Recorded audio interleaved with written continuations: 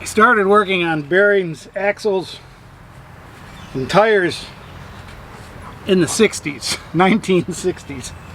My father worked on cars, and it's how he got promoted through his job, is he worked on all the executive car owners. So we were always working on cars. We always had a bunch of cars in the driveway to be fixed. But one of the things I was looking on YouTube the other day, and the guy that was doing bearings he greased the whole spindle. And really the spindle doesn't need to be greased. The spindle has nothing to do with anything on the wheel. The bearings ride on a race inside the drum, and they have a race in here that fits on the spindle tightly so that it doesn't really move on the spindle. It's just the bearing, you know, moves inside on this race inside the bearing. So this centerpiece in here doesn't move. That's stuck on the spindle of the axle, and then the bearings spin on the outside the drum, so that, like, my fingers aren't moving. That's like the spindle on the axle. And so the only thing you really need to be sure of is that the inner races are in great shape. There's no noise when the bearings are moving. They should be floating on grease. And all the bearings look good. They're not cracked, scratched, or loose in the retainer that holds the bearings. It has to be in great shape, because if one of those bearings gets crooked, the whole thing just explodes. I mean, going down the road at 60 miles an hour, you're just going to ruin them. So it's interesting how people don't really understand how these work. But the important part is to get grease inside this little tiny crack, because that's the inside the bearings, and that's the race that they're riding on. But so that's wheel bearing 101. Another thing I will show you is that you can tell that the Zert fitting, this little grease fitting on the front, tells you that this is what you can call it a lot of things. It's an easy lube, quick lube. It is not a bearing buddy. A bearing buddy is something on marine trailers that fills with grease, and then it has a spring that is constantly pushing grease into the axle. But this puts grease down a little tube and comes out this hole way back here. You can see that hole. It's kind of in the dark. So grease would come out this hole here, and that's the back bearing. So to get to the front bearing, it has to fill this whole void. Between the back bearing and the front bearing is a void. And so there's a lot of grease that can go in here on the spindle, which isn't necessary. But if you're going to use these, you got to understand that you're going to push a whole lot of grease into the center and before it starts coming to the front. And now once that's full, of course, if you're filling it up every time you go on a trip, you're going to go 1,000 miles, 3,000 miles, yeah, pump some new grease in it and make sure it's well lubed. But one of the problems with these is this is behind the bearing and right next to the seal. See, this clean spot is the seal, and if you pump too fast, it won't go through the bearing, and it'll go through the seal into your brakes, and all the brakes will be coated in grease, which, again, this is coated with some dust, but no oil or grease. So these are the bearings I took out of my drums. Can I tell that these are in great shape, that they are clean,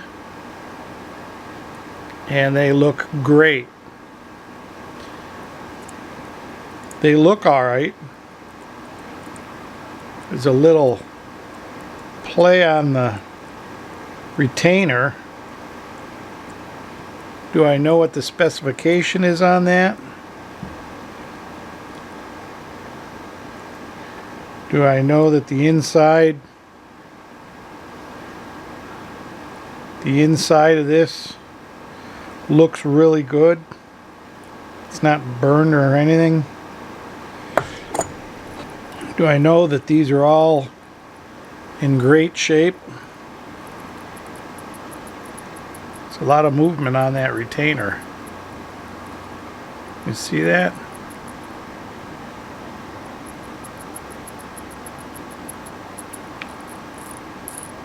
They sure spin well. I think the truth is that these would probably last. This one seems to be still greasy. I didn't get this as clean as I wanted it. Oh, you know what? This is this is the one we tested the Easy Lube on. It's full of grease.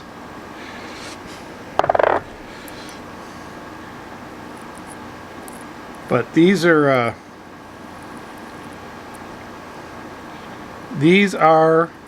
2 years old, and this is a brand new set of everything that a bearing replacement should be. And now there's a little bit of play there. I don't know if that's as much as the other one had or not. What do you think? They're nice and clean, freshly made. I can't really look at the races too much without pulling them out. And pulling them out of the hub is going to damage them, I'm pretty sure. But I can put new ones in without damaging them. The problem is bearings should always be matched with their races. And this is probably an old wives' tale at this point, because back in the old days when these were machined by hand and not computer controlled with tolerances of 100 thousandths of an inch, it was important to match your bearings to your races. I don't think that's really true anymore, but when you buy bearings, they always include the races, and they include seals and all that. So do I want to put my old bearings back in, pack them with grease, do all the work, put them back in, and hope they're in good enough shape to last another year, 2 years, maybe even 3? While this whole set,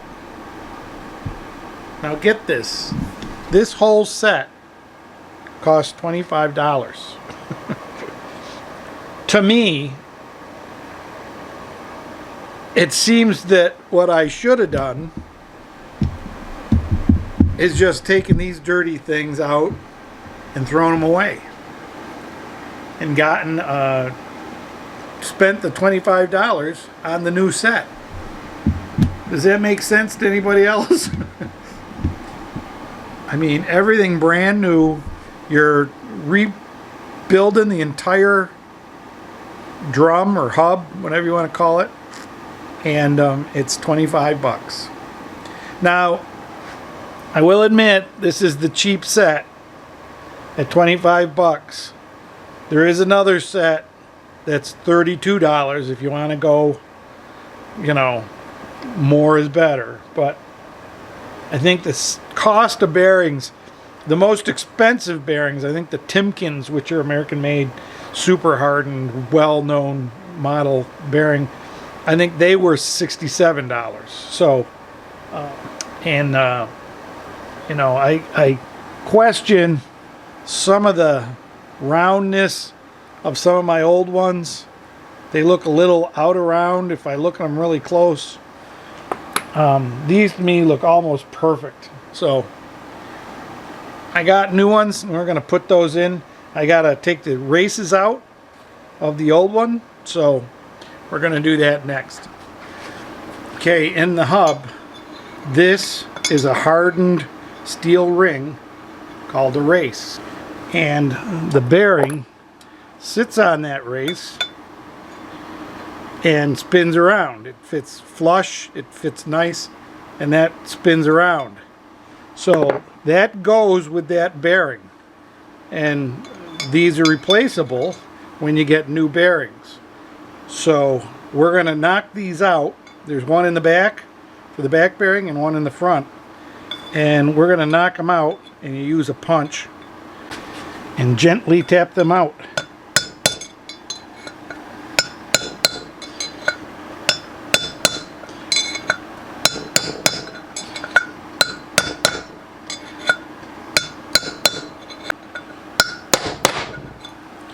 Oops, I think it's out.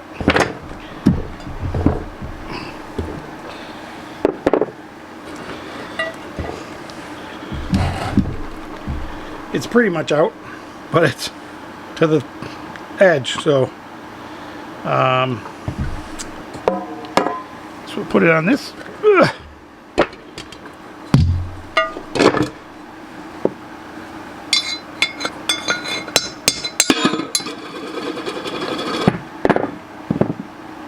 There's that one. Ugh. So now there's no race in here. There's a race on the other end. We got to get the other race out.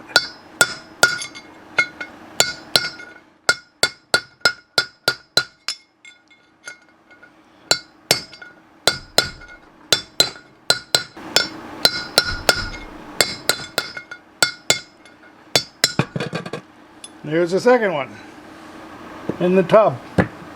And we didn't do too much damage to the punch, just a little bit. Take a paper towel and clean that off. Where the new one's going to go, because there's going to be a new one in there in a minute.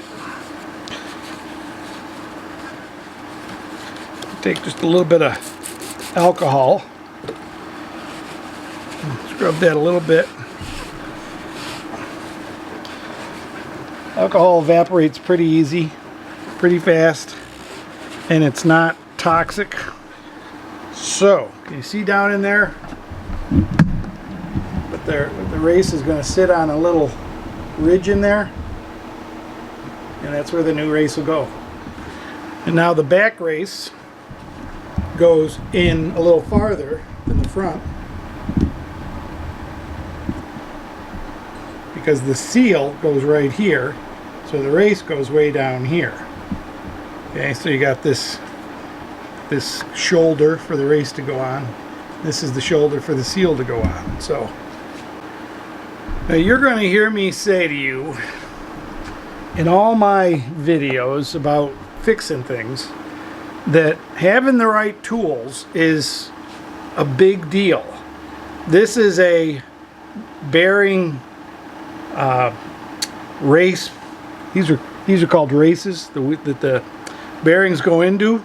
These are races, and this is a race tool to put these in place. People use pieces of wood, people use screwdrivers and punches and all sorts of things, but unless you're a seasoned professional that really knows what they're doing, buy the tool. It's I think it may be 20 bucks, but these will all be in the description below if you want to get down into the description and look at it. Now I'm just going to put the slightest amount of grease in here. We're going to put that in there like that.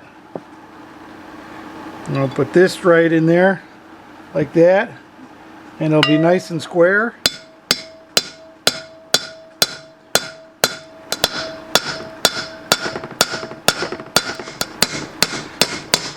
There we go. Now we're down where it belongs. But it's all the way in there now. The new bearing will go right in there the way it's supposed to. Now we put the other one in. And we'll put the bearing race. And the fat side goes down. The thin side goes up. So the bearing sits in there nice.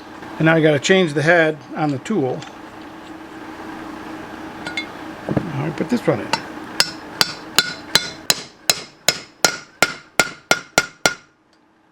Then you can hear the change in tone. It tells you it's all the way down. Set. So there. We got the two races are ready. Ready to roll. Ready to go. I just got to pack the bearings and put them back in there.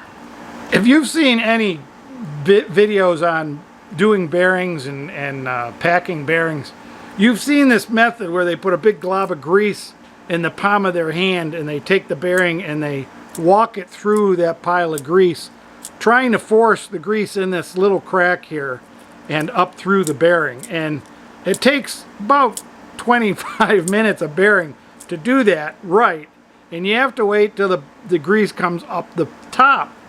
So you're pushing it all the way through this little crack, all the way through the bottom by brute force. And I don't really think that's a good method. I think that lends a lot of human error in there, and it also gives you a possibility of dirt and griminess.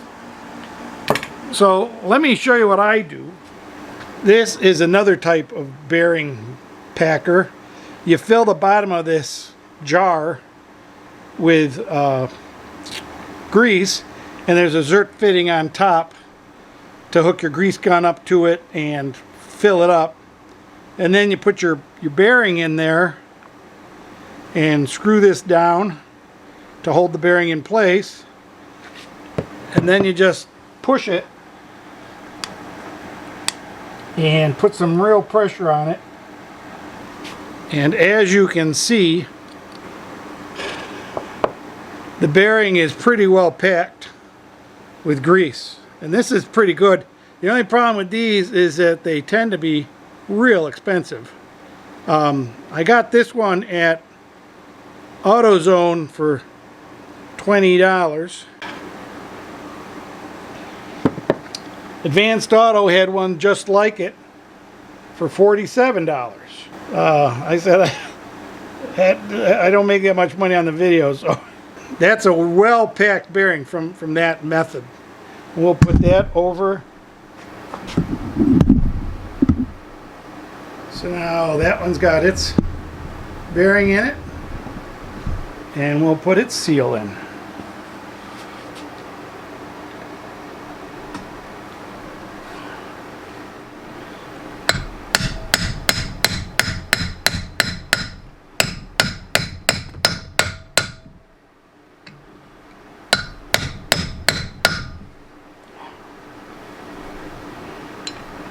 And it's in there. Now this one is ready for the top bearing. So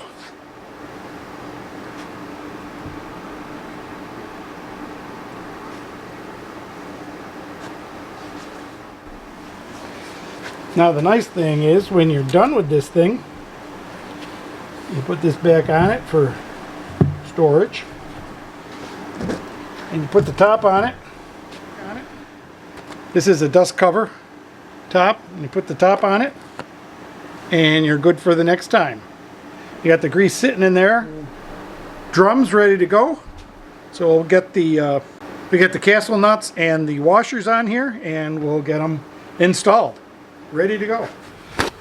One of the things we wanted to do, and we keep putting it off and we forgot finally, is we want to get all that old grease out of the spindle. See, it's green, it's not the same color. So we're going to let that just pump out, and we'll grab it before it drips on anything important.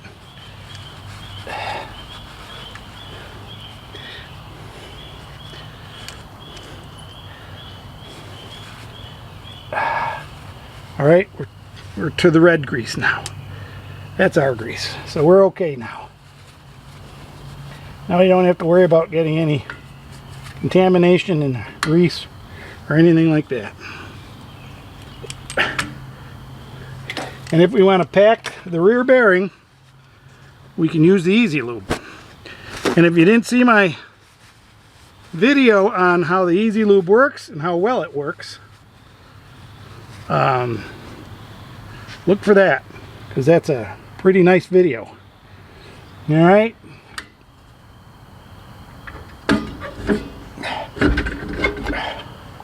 Front bearing in, everybody in. Hey, get in there. There we go. Castle nut to the rescue. Guess not the finger tight. A little too tight. Out a little bit. Probably just right, but unfortunately we got to go to there to get the rivet in. Yeah, it's not loose. That's good. So there goes the cotter pin, and we'll bend that up and over with whatever tool we have around.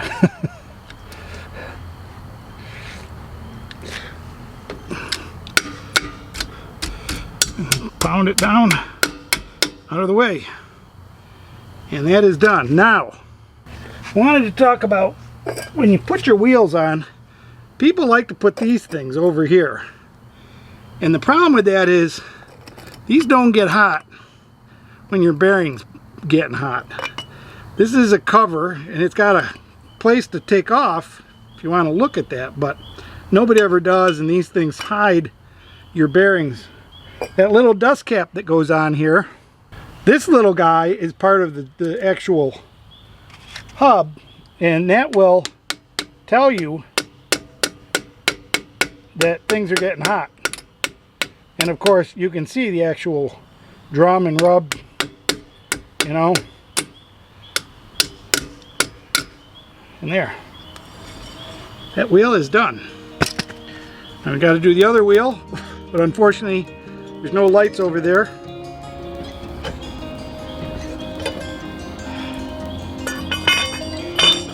Nothing like finishing a job at midnight. Look at that. I think she's ready.